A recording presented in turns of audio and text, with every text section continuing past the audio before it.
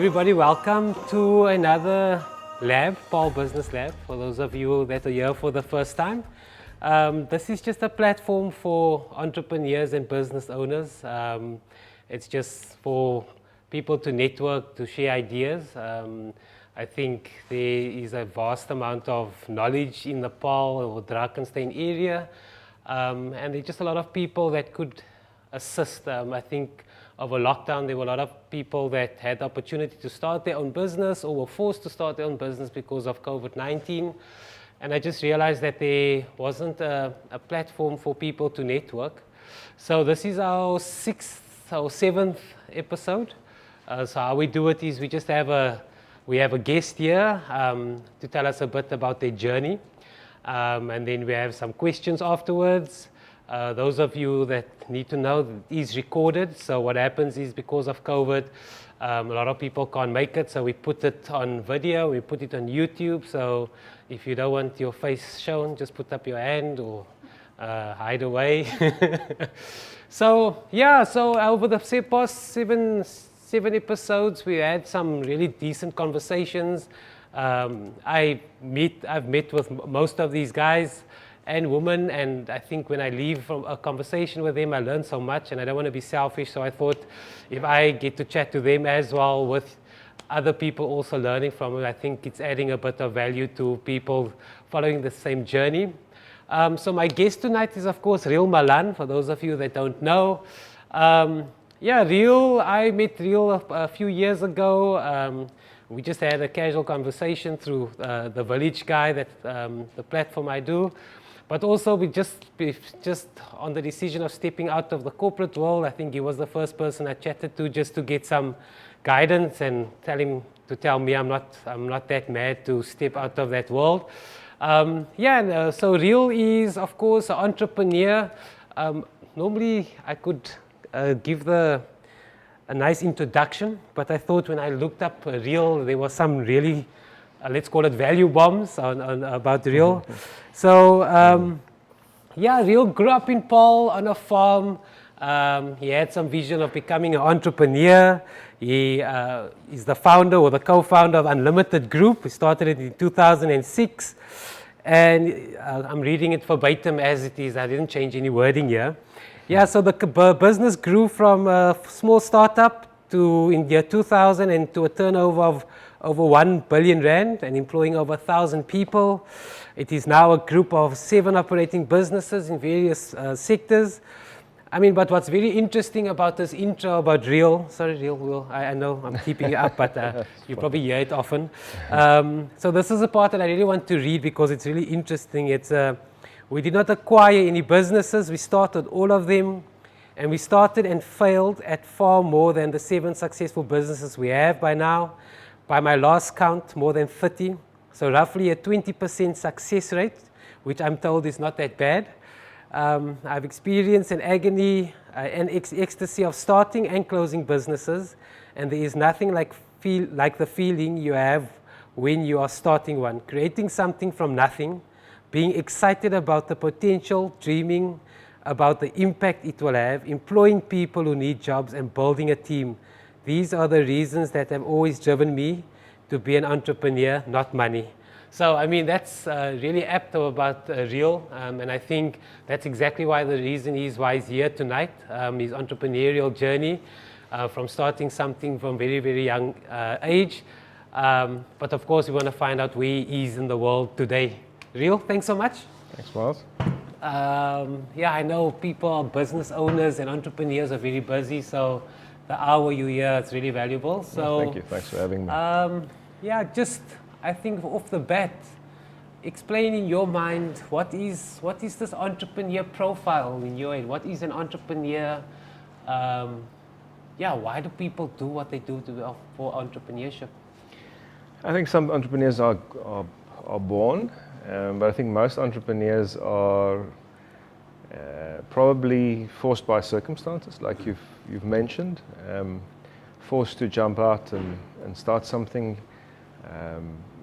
and that often then sort of just snowballs, and they get a taste for it, and they start to develop a skill, because I think it is a skill like any other skill. It can be acquired, And like any other skill, some people will find it easier and some people will find it more difficult. But I think with the right mindset, and it is possible to acquire it. So, I mean, when you grew up, was that always the conversation at the dinner table, entrepreneurship? No, not really. I mean, my father was a farmer, so I think he was a great farmer, but a terrible businessman. So, and for some reason, I had an interest in being an entrepreneur. I started a nursery when I was 7, and I had shops on the farm, and I had all kinds of things. So I think there was definitely a spark there that sort of, and I think I credit my mother to a large degree because she sort of stimulated that, I think. Yeah, and then the family business was farming, and that was sort of the path that was set out for me. So I went to university. My father made it very clear that I've got 3 years to go to university, and if I flunk 1 year, he's not paying for the other one. So better finish it quickly. And I finished that, and with the idea to sort of really go back and join the family business. And he wasn't well physically, and so he was from a very early age. That was sort of I needed to hurry up. And so when I joined the business, I think I inherited a fairly dysfunctional business from a financial perspective. So it was very clear very quickly that that whatever I thought I was going to build this farming legacy, because in our family it is a legacy. We've been at it for generations. And I quickly realized that this is definitely not, A, I'm not so sure this is what I want to do, and B, that it's a fast ship to nowhere within that vehicle. And that's, I think, where sort of the necessity part came in. And sort of I realized if I don't make plans, if I don't think wider, if I don't expand my vision around where I am going, we're in a dead-end street. Yeah. And I think that's a good place to start, because the boats weren't burnt; they were blown up. So it's a good sort of mental place to start, I think. So I mean, when you mean that, like your back's against the wall type of thing, what made you not get into the corporate world? And I mean, I studied a few years, so I can go get a job. Why did you decide the road less traveled?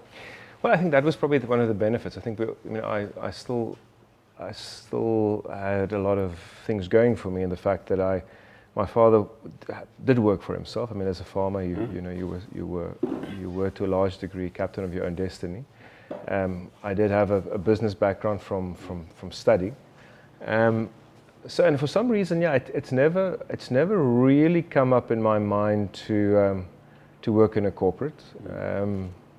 It was always I always sort of wanted to row my own boat. So and I think it just wasn't an option for me. Also because I think the family business needed a lot of attention in order to do something with it, because it was it was in bad shape. So I had that responsibility to sort of finish that journey well and then go on to the next one. So the two sort of always, it's interesting, in my journeys have always sort of flown into each other, not Yes, I mean, at university, of course, when you were younger, I mean, entrepreneurship wasn't all over the place. Like nowadays, everybody wants to be an entrepreneur. And of course, your circle of friends are also people that study and they go to work. I mean, wasn't there the thing, okay, all my friends are going to work for company, bank, auditor, accounting firm? I think for a long time I was very depressed because they were all earning fantastic paychecks, and I think I was working for $1,500 a month for my father. So it was I definitely questioned my choices at that stage, quite significantly. But you're right. I mean, I think with social media and with the world having become so small, I think the narrative around being an entrepreneur is developed tremendously, and also I think wrongly that often entrepreneurs are idealized. The idea of entrepreneurship is idealized, but the steps in getting there is often not is not communicated as clearly. So in that time, I think just sort of a business background, I just needed that because I felt that it was in any business or the family business it was needed. So the study was sort of a background to that. But it's I mean, thinking back very few of my classmates did go into being entrepreneurs. They went into Yeah. the corporate world. Now, a lot of them are leaving the corporate world. You know, finding out that you know at in your late 40s that it's not what it's cooked up to be, and that the politics are killing them, and it's so I think it's. But also the world has moved on. Yeah. The world sees that as as a viable option.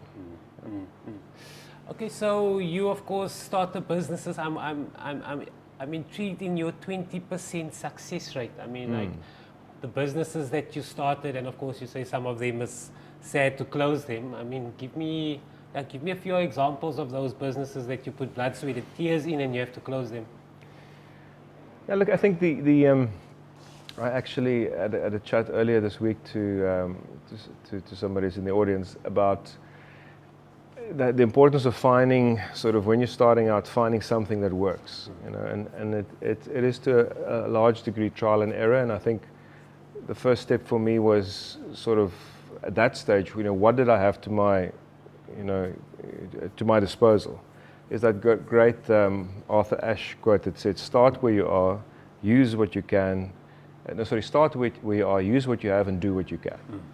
And I think that was the sort of the starting point. We were at a farming operation. We produced stuff, and that's where the first business came about, which was a marketing business. And there I think I was lucky to a degree, because we moved just post '94 elections. We moved into a time where the fruit industry, which my family was in at that stage, was deregulated. So before that, we had to use a single desk marketing system. So we had to use the egg board or the milk board or whatever. Yeah. So it was all very regulated. And all of a sudden it opened up. So it allowed me, with my knowledge of, you know, what we were producing, a bit of business knowledge, to then say, fine, look, I mean, I'm not going to, I mean, clearly this farming ship is a ship that's taking water. What do I have at my disposal? So this is opened up. So I then zoomed in on that, and the first 2-3 years was phenomenal. So that bit of, and that's also interesting. I think when you start out, it's something you don't always know. They always say that beginner's luck is, you know, tends to follow you, and I think that's the great thing about starting something new. So for me, the important thing, I think, was sort of the platform was that something worked. So that business went exceptionally well, and we went from basically one employee, which was my sister, to within probably a year to about 15 employees. And It was purely because we were at the right time, right place, and we moved on something quickly. And I think that's an important factor. Is from there onwards, we always sort of had a base of something. We had and I don't want to call it cash cows, because very few businesses become cash cows very quickly, but it's something that works. It provides you infrastructure, pays the bills, and gives you that sort of platform from where you can then do either additional products, expand your range, or start ancillary business, which we often did over the course of the last 20 years. And these businesses, like I said, I think I see that count was 30. I think the count is now closer to 34. So it's you know, and these were subsidiaries sometimes, and it was divisions here and there. It was joint ventures, and a lot of them went pear-shaped because of, you know, just choosing the wrong partners or just having your timing wrong. But over the years, I think we sort of developed, and I think that's the skill that you do. You're starting to understand, how do you choose partners? What do you have that's unique? Because, you know, at the end, every business must have a unique competitive advantage. And the way the world works at the moment is these things shift all the time as well. So you need to be adaptable, have that constant base, and then when these things come up, you jump on them. And I think that gives you a success rate a little bit higher than, you know, the 1 in 12. I think it's the 1 in 12 businesses, they say, that startups that actually works. Okay.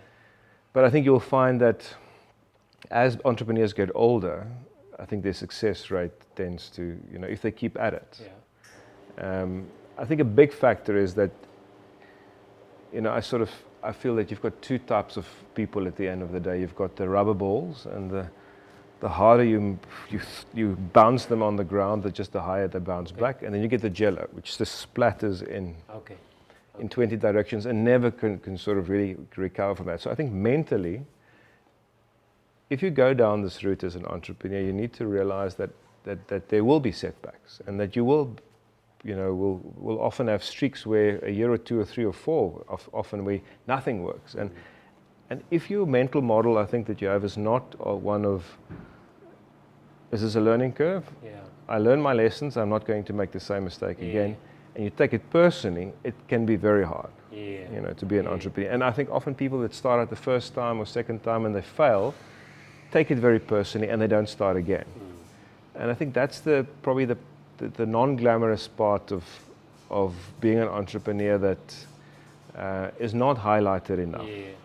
Is that it's never, I am as intelligent as the next guy, as 10 others in the room, and we all have the ability to learn. And I mean, if you make the same mistake twice, then obviously you didn't learn your lessons. But if you can take whatever learnings you have from that and build on that, I believe it's a skill that you can get better at, and then your chances of success becomes more as well. And I mean, I was always this advocate of, like, if you start a business, follow your dream and don't give up. But I mean, there must be some reason in your head to give up because this thing is not working. And I mean, at what point as an entrepreneur, because you have this idea in your head and you believe it can work in your head, I mean, this is like sunshine and roses. But I mean, at what point what must you keep telling yourself to get on that horse? Look, I mean, I suppose knowing when to stop is also a skill in itself. I mean, I've always used, I've rarely just shut down businesses. I mean, we've morphed businesses, we took components of it, we reallocated resources, so we've consolidated businesses. So, I mean, there were a few. I would say we had a logistics business where the environment just completely changed, so we had to shut that down. And we were just losing too much money for too long. We had a business in Russia, which, between the war in the Ukraine and Putin grabbing everything he gets his hands on, so I mean, it wasn't viable anymore. So and that's the tough part, because that goes with people. You have to look in the eye and say, look, there's just no viability here anymore. But I think those were probably the minority in terms of what we did. We managed to, through the years, to sort of I suppose make sure that we have a plan B for the people, because I think at the end, I mean, that's the toughest part of it. The business concept and and losing money is one aspect, but putting people out on the street is a very, very difficult. Is a very difficult thing. I mean, overall, I know we've created far more jobs than we destroyed, but it remains tough, I think, at the end of the day. So I think, it's just that mental model that it is a risk. It's a risk that you will have to potentially face that when you. And so, your most difficult business decision you ever had to make? This week or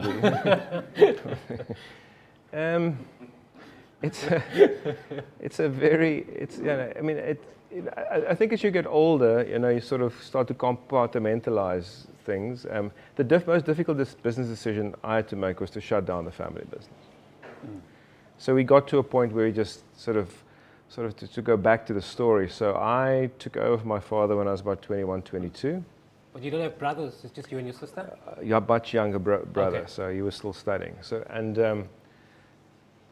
took over the business at far too young. My father sort of withdrew very quickly from it, and then we had a couple of good years, and I was able to start Fruits Unlimited, which was the first business in the Unlimited group, and then we had a couple of terrible years, and then we just got to a point where we sort of had this, as a family, had to decide, so far no more.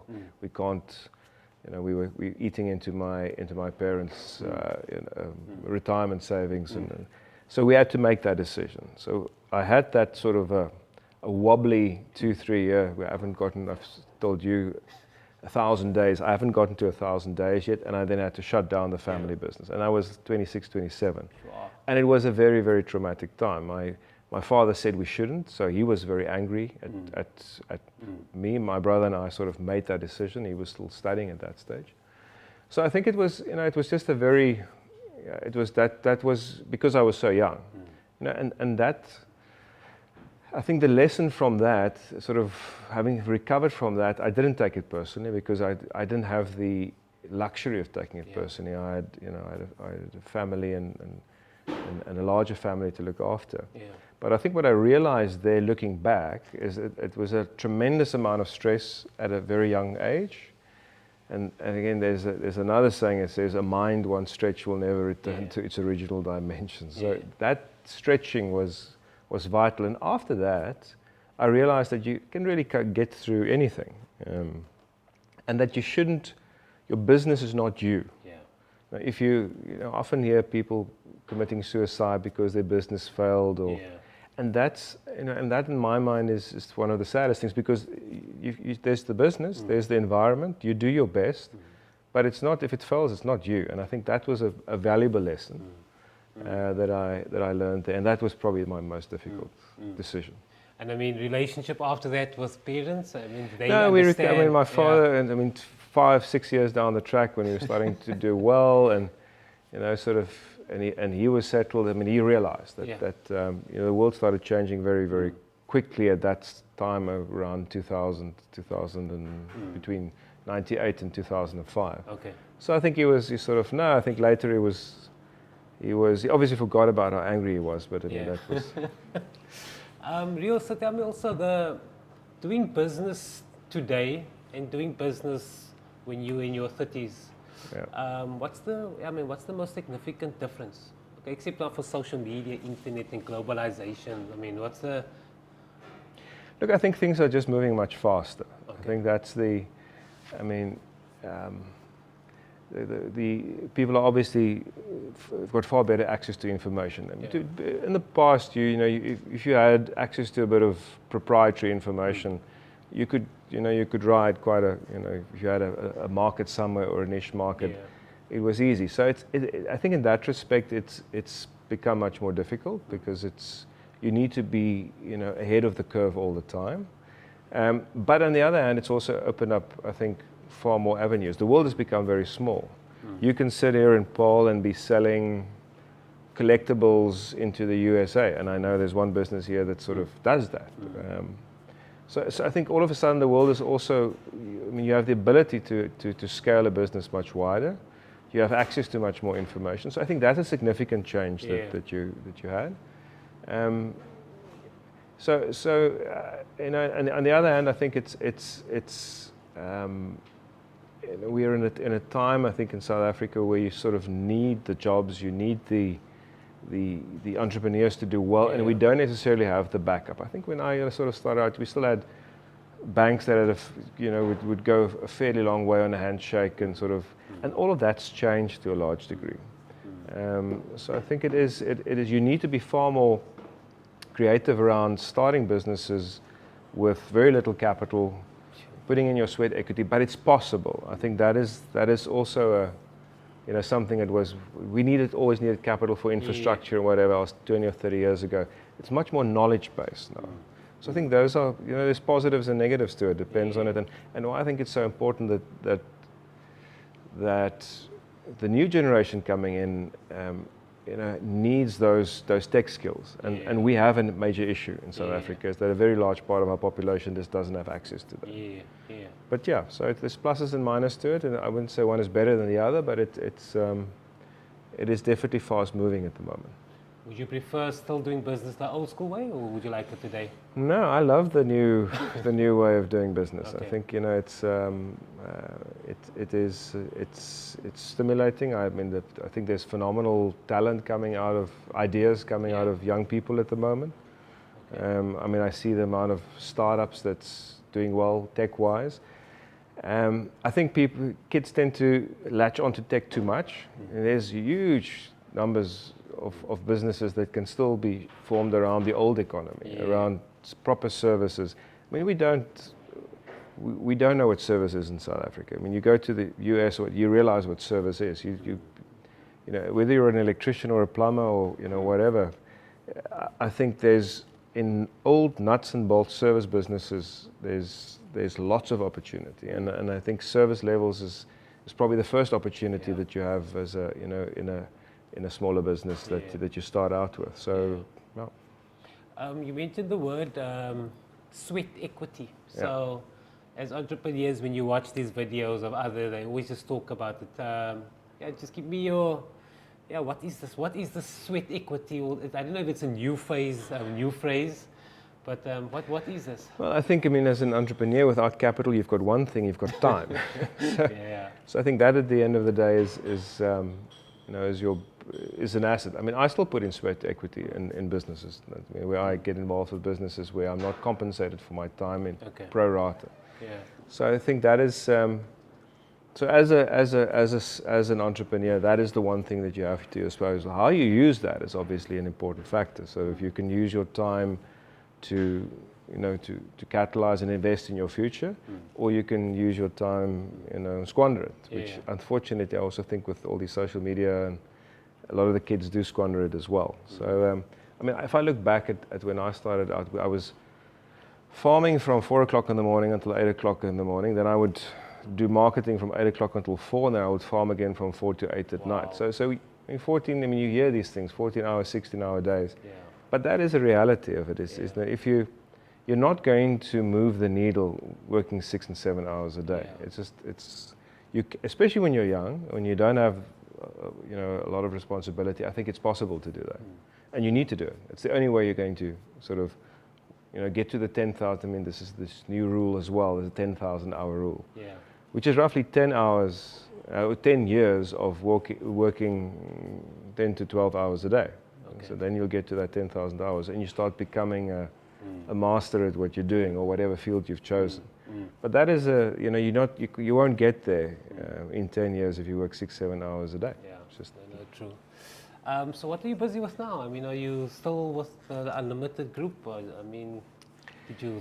So after 20 years, I took a sabbatical at the end of, I think that's where we met, in that time, just after that time. So I was, the business was actually started around 2000. We started working at it, and we opened doors in 2001.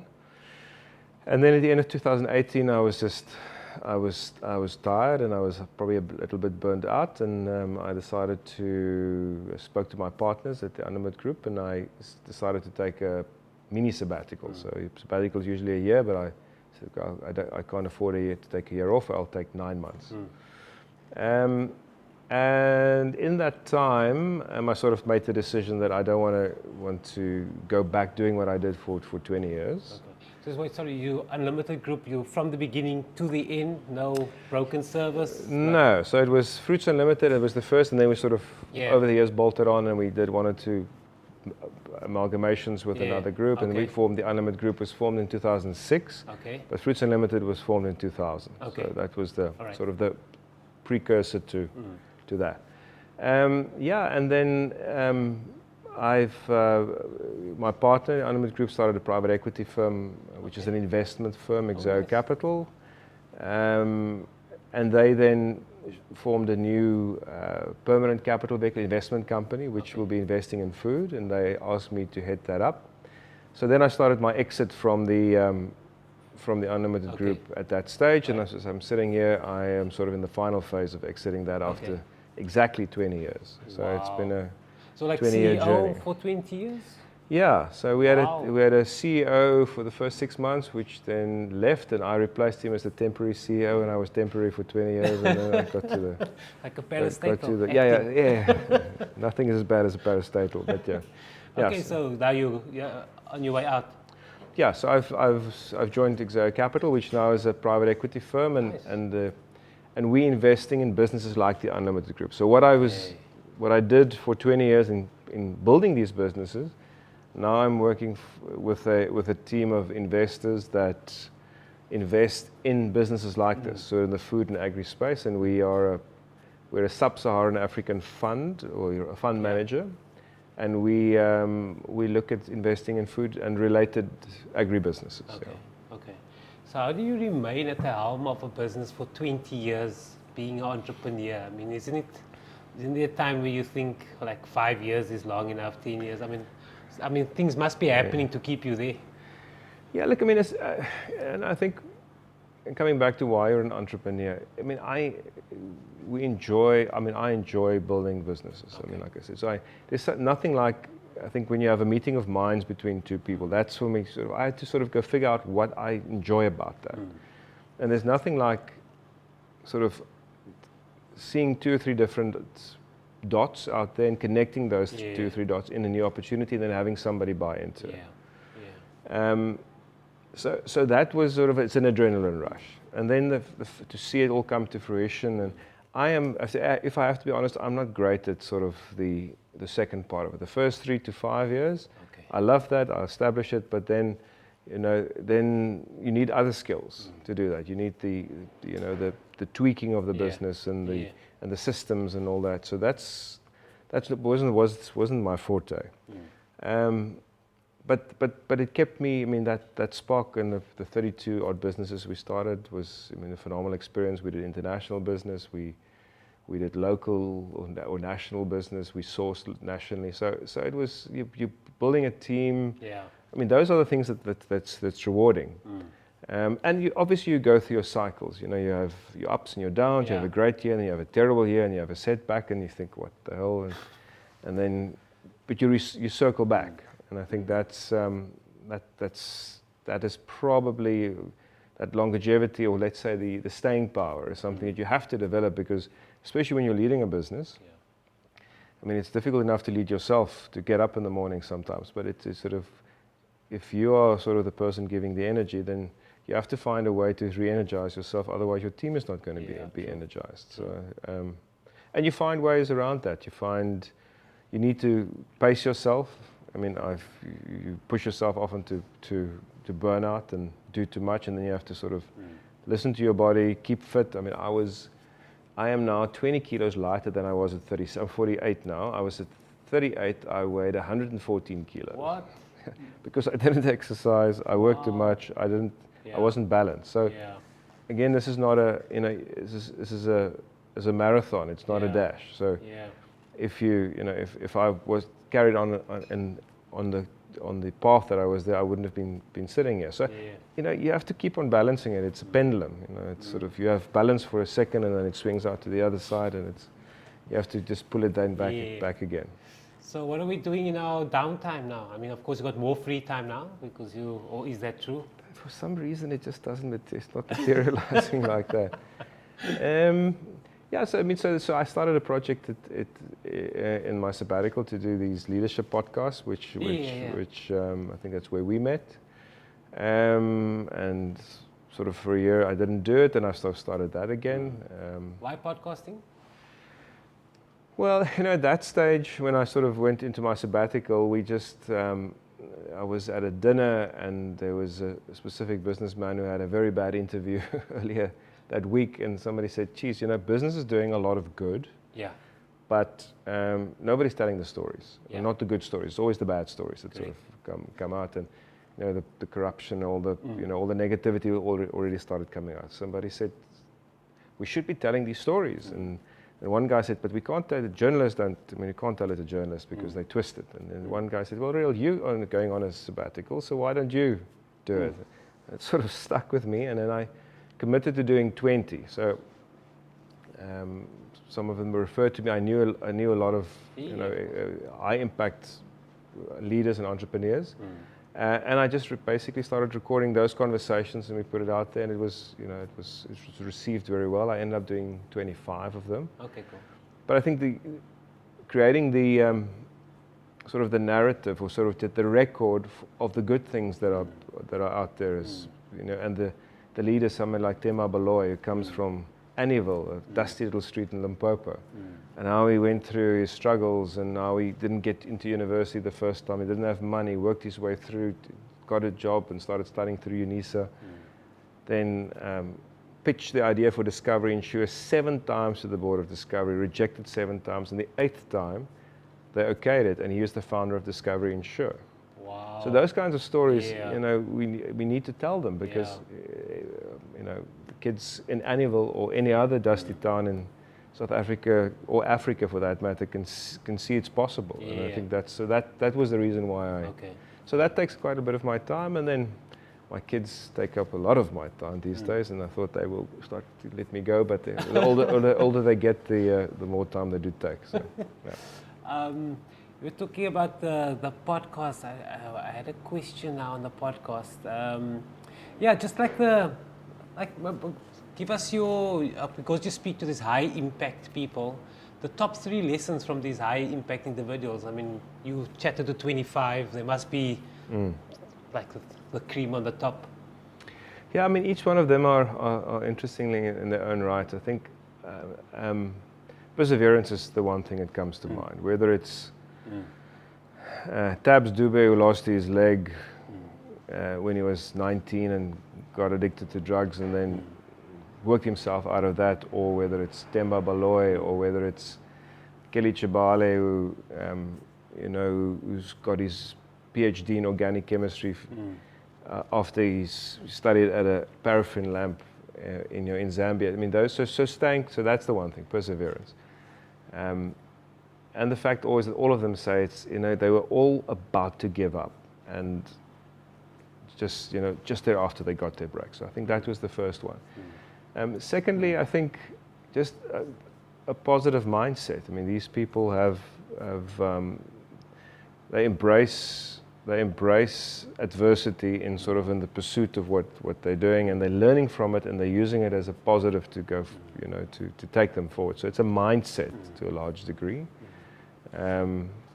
Which I think is probably the thing that we should teach our kids, and how do you approach adversity? Is it something that weighs on you, or is it something that burns inside you to push you further? And I think the other one is probably, if I look at all of them, there's a willingness to serve. I think that servant leadership is something you see in all of them, as they're serving obviously themselves and their family, but they always have a vision of serving others. I think those 3 principles for me stands out, and it's pretty common across all successful people. If it's only about you, it's you're never going to get very far. Yeah, I think that perseverance one is probably the top of the 3, because it's really that mindset thing of just keep going. Yeah, in a country like this, where we're sitting with 50% unemployment, and we're sitting with education that's struggling in the doldrums, it's a difficult thing to when somebody is down and out, when he doesn't have a job, and he doesn't to say you need to persevere. Yeah. So, I think but never before has the access to information been so good. Never before has the ability to educate yourself, even though you're not going to university, been so easy. Yeah. You need access to a phone or to a, if I see some of the business plans that were typed up on phones and sent out to and been successful, and there's wonderful stories around that. So it is. I think it's a critical thing to and that's why these stories are so important. Is to get them out there. I think, and the world is a place with abundance, and there's enough for everyone. But we've got this mindset of everyone trying to protect it for themselves, and that's not getting anyone anywhere. Yeah, and I think the last one is as well. So a lot of requests come my side is, how can I get access to funding? I want to start my business with funding, and of course you said start with what you have. You're an investor. And an entrepreneur comes to you with an idea. What are the things as an investor do you look at? Yeah. Look, I think the problem we have in South Africa is that we don't have enough of those schemes. I think that is, in the old days we had business partners and a number of other similar type organizations, and I think that's that is a problem. But if you look at how many stories people go to friends and family, starting small. I think people should never underestimate, starting small, and that you have to start somewhere. And going to friends and family with a specific concept or getting the support of that is vital. Don't underestimate joining a business, proving yourself, and then doing some sort of a joint venture or some sort of a partnership with that owner or that group or whatever there is. And I think when you don't have capital, you are more creative about, how you go about this. And you're going to choose sectors where service and time, which is the things you have, which costs you nothing, is probably a good start. And then the capital requirement, people tend to sort of look at, I need capital, but I mean, in the knowledge economy, how much capital do you really need? I think you need a sound business plan, you need collaboration with partners, you need to rally the idea, and and then I think you can get very far before you get to the point where you really do need capital. But I mean, as an investor, what do you look for in an entrepreneur? I think that staying power is sort of that tenacity. Alon Reyes runs the largest incubator in Africa. He incubates 400 businesses. So he's got 27 criteria that he rates entrepreneurs on. So it's interesting. So one of the things he shared with me, he says, if you have daddy issues or you have parent issues, you can come to the front of the queue. He says, if you have daddy issues and you have a doting mother, you can go straight to the front of it because you have something to prove and you've got a mother that's sort of given you that confidence. So I think there's various criteria, but it's being pragmatic, having staying power, being able to listen. I think often entrepreneurs don't listen. Having a vision and sort of believing in it, believing in yourself and going after it. Then in the business, of course, it needs to be scalable from an investor's perspective. I mean, I think I told you as well, you can either go for a lifestyle business, which looks after you and your family, and that's the majority of businesses, which is great. Or you can have the vision of wanting to create a business that employs a lot of people. And there's a place for both. And I think you need to decide, which direction. If as an investor, I'm going to go for the businesses that has scale.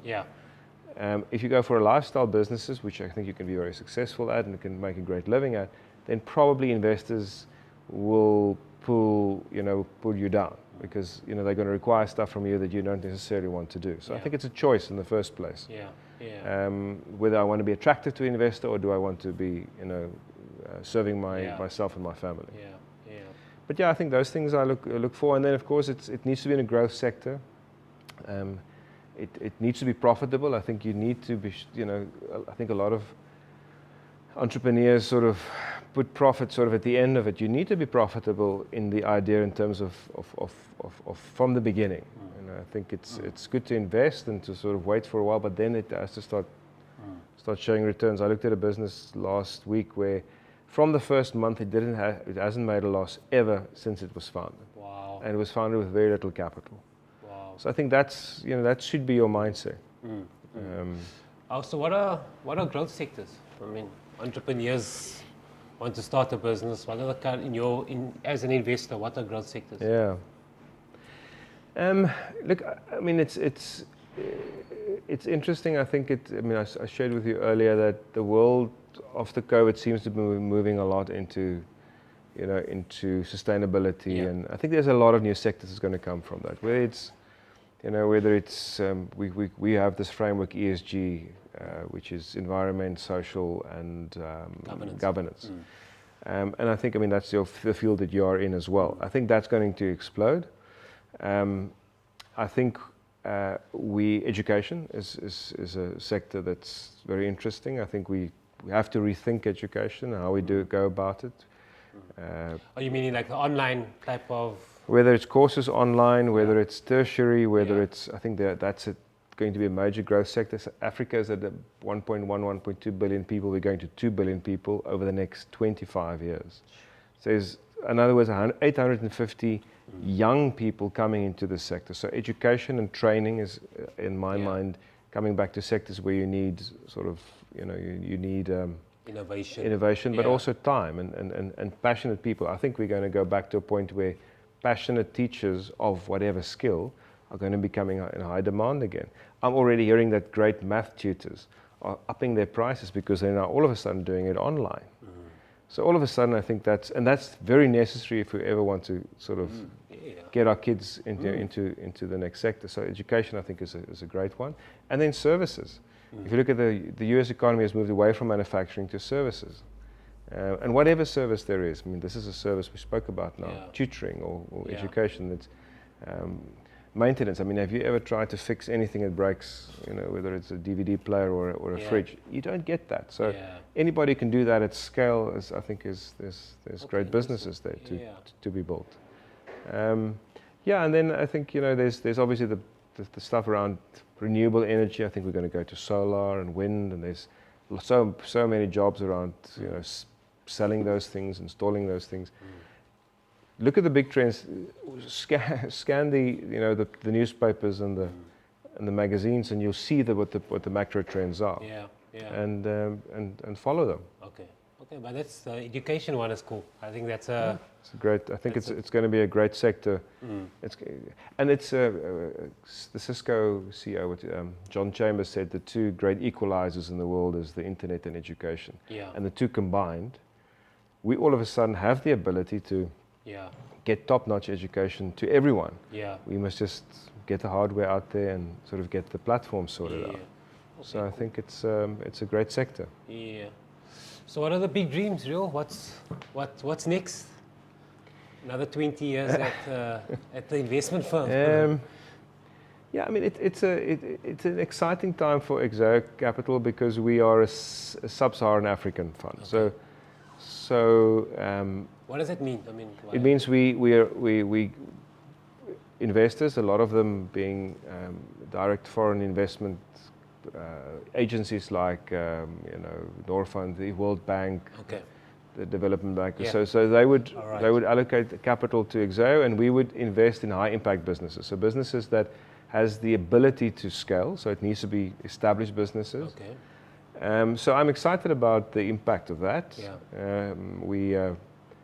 We've done I think 21 transactions in 9 countries in 12 years, and that was all before my time.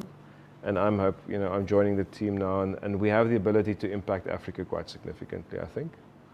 And there's experience built on what works and what doesn't work. Very different in other parts of Africa. We have the office in Kenya, but West Africa is has different challenges to East Africa. So excited to be part of that going forward. I'm excited about being here. I think it's Warren Buffett had that great saying. He says, "When others are greedy, you should be fearful, and when others are fearful, you should be greedy." In a good way. And I think where we are is there's a lot of negativity out there, and it's always good to look back to say, when everyone is negative, I was positive, but it is a time I think we are all here to stay, and it's a good time to sort of invest time and effort in South Africa, because I do believe that the boat is turning. It seems like it. And I think we are hopefully heading for our next big boom period, and I think South Africans are well positioned, and entrepreneurs are well positioned to ride that wave. Okay, I love the hope for South Africa. I think it's a lot of people don't see it. The great thing about this, if you travel, and I was privileged enough to travel with the Unlimited Group, is that there's very few countries that I didn't visit, and they all have issues. I mean, you look at America, they definitely not without issues. Russia, major issues. Europe has got a declining population. We've got security issues and corruption, but we have a growing population, young population, lots of resources in Africa. So I mean, I think we are well positioned in South Africa. We're well positioned here, and I mean, this is the Silicon Valley of Africa, where we're sitting here tonight. So I mean, there's so much going for us, and there's not a single person, I think, listening to this or has done it that's utilizing all of the benefits that we have, to our disposal here. So it's a great position to be in. Sit in the middle of Burundi or in Sudan, and then you've got issues. But we are sitting down here. We have we've got a great springboard, I think, to. Well, that's pretty cool. That's pretty exciting to hear. I mean, there's some positivity. I mean, a lot of the spaces I'm in, especially the youngsters, they're like very, they're not seeing the bigger picture. But I like the message. Yeah, look, I mean, there's the glass is either half full or half empty. And I get where the youngsters are coming from. I think we're in a strange time where people have there's a question mark and a sort of a crisis of leadership. Yeah. I spoke to Stili Charalambous from Daily Maverick, and his saying is that he believes that any ship can be turned around, with the right leadership. Yeah. And I think this is now we need to redefine what the right leadership is, and we need to stop putting race in front of everything. It's about ability to impact, the environment we're in. Yeah.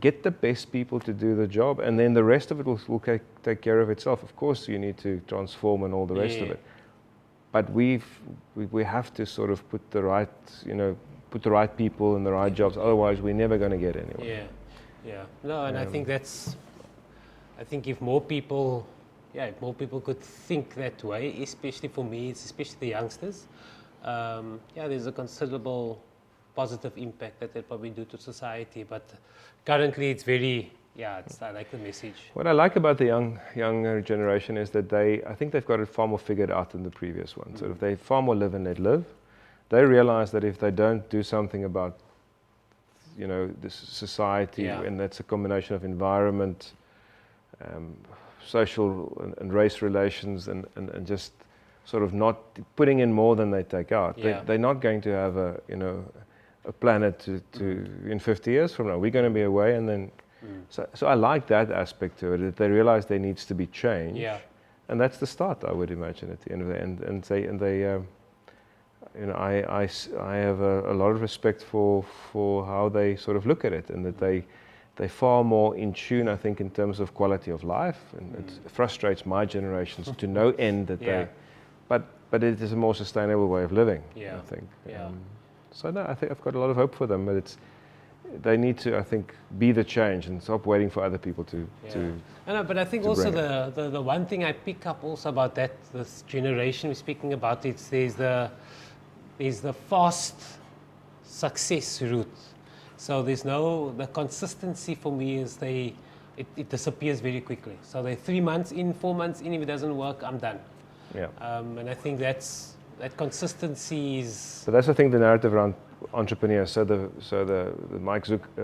Zuckerbergs and those guys who sort of seen as overnight successes. They sort of, the idea of entrepreneurship is very sexy. Yeah.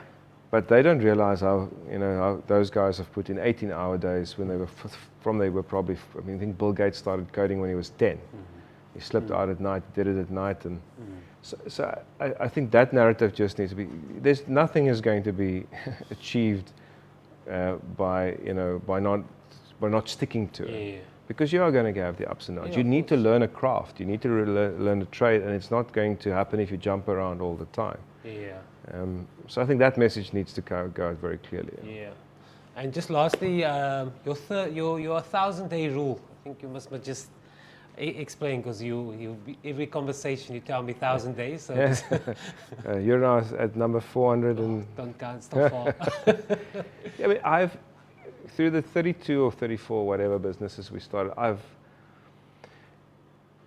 I'm yet to come across a business who was sorted out and successful from before 1,000 days, which is roughly 3 years. I think 3 years is sort of you should plan for a business that sort of is going to take a lot of capital and time and effort, and you will start breaking through from 1,000 days. And it's a Chinese thing, actually. I mean, the Chinese say, do not judge any business before 1,000 days, and it's a sort of, and it's just a rule that's like the 10,000-hour rule, I think. And I've just so I think when an entrepreneur starts out, prepare yourself for the first 3 years of blood, sweat, and tears, having plan A, B, and C in place, making sure that you know that you don't plan for 6 months, that this thing is going to be highly profitable and we're going to be paying your way from 6 months.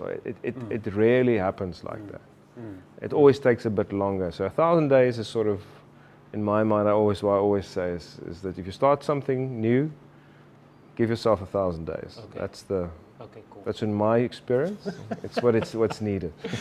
I think I needed this pep talk quickly, because 1,000 days It's very far. well, yeah, it was almost halfway, so it could have been at the start of it. So it's Yeah. Yeah, Riël, thanks so much. I mean, Thank there you. were a few, not a few, there were quite some awesome value bombs in this conversation. And I mean, that's exactly why I have this conversation, because people watching or people that are here can walk away with some value. no, thank you for what. I mean, I think this is great, and it's Yeah. it's the only way to sort of I think to expand horizons, to interact with other entrepreneurs, and what you're doing is great. So thank you for that. Sharing ideas. Great initiative. Thanks for Thanks, Riël. having me. guys. Thanks.